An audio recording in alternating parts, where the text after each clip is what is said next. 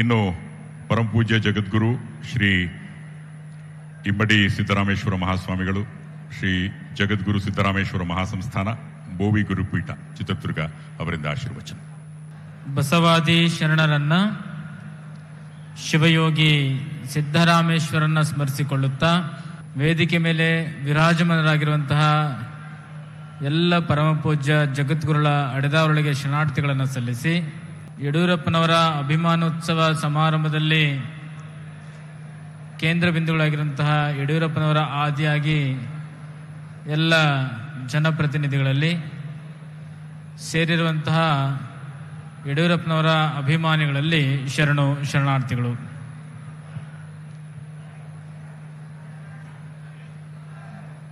ಒಂದು ನಾಡುಡಿ ಇದ್ದತ್ರೆ ಮಾತ್ರವೇ ಇರುವೆ ಬಂದು ಸೇರೋದು ಅಂತೇಳಿ, ಅರ್ಥಾತ್ ಅಧಿಕಾರ ಇದ್ದತ್ರ ಮಾತ್ರ ಜನ ಸೇರ್ತಾರೆ ಎನ್ನುವಂತಹ ಮಾತಿದೆ. ಅದಕ್ಕೆ ಅಪವಾದ ಎನ್ನುವ ಹಾಗೆ ಇವತ್ತು ಯಡಿಯೂರಪ್ಪನವರು ಯಾವುದೇ ರೀತಿಯ ಅಧಿಕಾರದಲ್ಲಿಲ್ಲ, ಆದರೆ ಅಭಿಮಾನಗಳ ಹೃದಯದಲ್ಲಿ ನಿಜವಾದ ಅಧಿಕಾರಿ ಅಂತಂದ್ರೆ ಅವರೇ ಎನ್ನುವಂಥದ್ದು ಈ ಅಭಿಮಾನೋತ್ಸವ ತೋರಿಸಿದೆ ಎನ್ನುವಂತಹದ್ದು.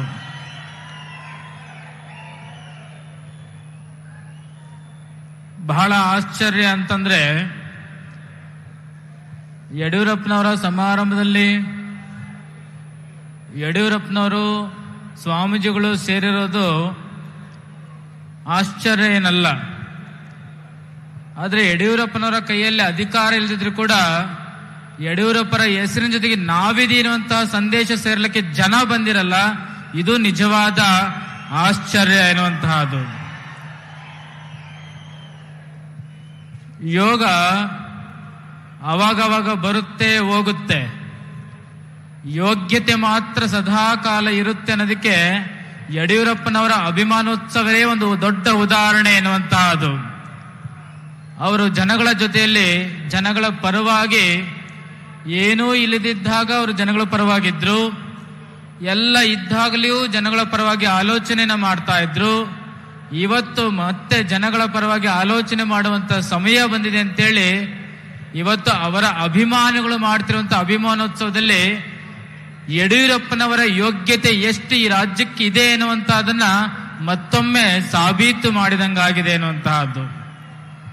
ಯಡಿಯೂರಪ್ಪನವರು ಕೇವಲ ಒಂದು ಜಾತಿಯ ನಾಯಕರಾಗಿ, ಒಂದು ಪ್ರದೇಶದ ನಾಯಕರಾಗಿ, ಒಂದು ಸೀಮೆಯ ನಾಯಕರಾಗಿ ಅವರು ಬೆಳೆದು ಬಂದಿಲ್ಲ.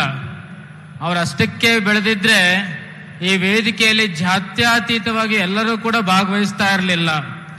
ಅವರೊಬ್ಬ ಅಪ್ಪಟ ಕನ್ನಡ ನಾಡಿನ ನಾಯಕ, ಜಾತ್ಯತೀತ ನಾಯಕ, ರೈತ ನಾಯಕ ಆಗಿ ತೋರಿಸಿದ್ದಕ್ಕೋಸ್ಕರನೇ ಇವತ್ತು ಎಲ್ಲ ಜಾತಿ ಮತ ಪಂಥ ಧರ್ಮಗಳನ್ನ ಮೀರಿ ಇಲ್ಲಿ ಸೇರಿರುವಂತಹದ್ದು. ಹೊಸ ಹೊಸ ವ್ಯವಸ್ಥೆಯನ್ನು ಈ ಜಗತ್ತಿಗೆ ನಾಡಿಗೆ ತೋರಿಸಿದಂಥವ್ರು ಅವರು. ಪೂಜ್ಯ ಜಗತ್ತುಗಳು ಹೇಳಿದ ಹಾಗೆ ಅವರು ಯಾವತ್ತು ರಾಜ್ಯಕ್ಕೆ ಆಳ್ವಿಕೆ ಮಾಡಲಿಕ್ಕೆ ಬರ್ತಾ ಇದ್ರು ಅವಾಗೆಲ್ಲ ಸಂಕಷ್ಟಗಳೇ ಇರ್ತಾ ಇದ್ವು. ಯಾರು ಸಂಕಷ್ಟಗಳನ್ನ ಮೆಟ್ಟಿ ನಿಂತು ಸಮಾಜಕ್ಕೆ ಕೊಡುಗೆಗಳನ್ನು ಕೊಡ್ತಾರಲ್ಲ ಅಂತವರನ್ನ ಜನ ಸಂತನ ರೂಪದಲ್ಲಿ ಆರಾಧಿಸ್ತಾರೆ ಅನ್ನೋದಕ್ಕೆ ಇವತ್ತಿನ ವೇದಿಕೆನೂ ಕೂಡ ಒಂದು ಸಾಕ್ಷಿ ಆಗಿರುವಂತಹದ್ದು. ಈ ನಿಟ್ಟಿನಲ್ಲಿ ಅನೇಕ ಸಮುದಾಯಗಳು, ಕುಂಬಾರ ಸಮುದಾಯ, ಮೇದಾರ ಸಮುದಾಯ, ಮಡಿವಾಳ ಸಮುದಾಯ, ಅಡಪಾದ ಸಮುದಾಯ, ಈ ಸಮುದಾಯಗಳಿಗೆ ಜನಪ್ರತಿನಿಧಿಗಳೇ ಇಲ್ಲ. ಯಾವ ಸಮುದಾಯಕ್ಕೆ ಜನಪ್ರತಿನಿಧಿಗಳು ಇರಲಿಲ್ವೋ, ಯಾವ ಸಮುದಾಯಕ್ಕೆ ಧ್ವನಿ ಇರಲಿಲ್ವೋ ಆ ಎಲ್ಲ ಸಮುದಾಯಗಳ ಪರವಾಗಿ ಧ್ವನಿಯಾಗಿ ನಿಂತವರು ಯಾರಪ್ಪ ಅಂದ್ರೆ ಯಡಿಯೂರಪ್ಪನವರು. ಇವತ್ತು ಹೊಸ ಹೊಸ ಮಠ ಪೀಠಗಳಿಗೆ, ಜಗದ್ಗುರು ಪೀಠಗಳಿಗೆ ಎಲ್ಲವೂ ಇದೆ. ಏನೂ ಇಲ್ಲದೆ ಇದ್ದಾಗ ನಿಂತಂತವ್ರು ಯಾರು, ಬೆನ್ನೆಲುಬಾಗಿ ನಿಂತಂತವ್ರು ಯಾರಪ್ಪ ಅಂದ್ರೆ ಅದು BS ಯಡಿಯೂರಪ್ಪನವರು ಅಂತೇಳಿ. ಅದಕ್ಕೆ ಯಡಿಯೂರಪ್ಪನವರು ಎಲ್ಲ ಸ್ವಾಮಿಗಳು ಹೇಗೆ ಕಾಣ್ತಾರ ಅಂತಂತಂದ್ರೆ ಅವರ ಮಠದ ಕಾಸಾ ಮಗದ ರೂಪದಲ್ಲಿ ಯಡಿಯೂರಪ್ಪನ ಕಾಣ್ತಾರೆ. ಆ ದೃಷ್ಟಿಯಲ್ಲೇ ಯಡಿಯೂರಪ್ಪನವರ ಈ ಒಂದು ಅಭಿಮಾನೋತ್ಸವ 50ನೇ ವರ್ಷದ ಜನಸೇವೆ ಅಭಿಮಾನೋತ್ಸವ ನಡೀತಿದೆ. ಇದು ಶತಮಾನೋತ್ಸವ ಆಗಬೇಕು. ಈ ಶತಮಾನೋತ್ಸವದಲ್ಲಿ ನಾವು ನೀವುಗಳು ಅನೇಕ ಕ್ರಾಂತಿಗಳಿಗೆ ಸಾಕ್ಷಿ ಆಗ್ಬೇಕಾಗತ್ತೆ. ಅಂತ ಸಾಕ್ಷಿ ನಾವು ನೀವೆಲ್ಲ ಆಗೋಣ ಅಂತ ನಮ್ಮ ಮಾತನ್ನು ತಿಳಿಸ್ತಾ ಸಮಾರಂಭಕ್ಕೆ ಅವರಿಗೆ ಭಗವಂತ ಎಲ್ಲ ರೀತಿಯ ಆಯಸ್ಸು ಆರೋಗ್ಯವನ್ನು ಕೊಟ್ಟು ಎತ್ತರಕ್ಕೆ ಬೆಳೆಸಲಿ, ಇನ್ನೂ ಎತ್ತರಕ್ಕೆ ಬೆಳೆಸಲಿ, ತನ್ನ ಮೂಲಕ ಕನ್ನಡ ನಾಡಿಗೆ ಕೊಡುಗೆಯನ್ನು ಹೆಚ್ಚಾಗಿ ನೀಡಲಿ ಅಂತ ಮಾತನ್ನು ಹಾರೈಸ್ತಾ ಎರಡು ಮಾತಿಗೆ ವಿರಾಮ ನೀಡ್ತೇವೆ. ಶರಣಾರ್ಥಿಗಳು.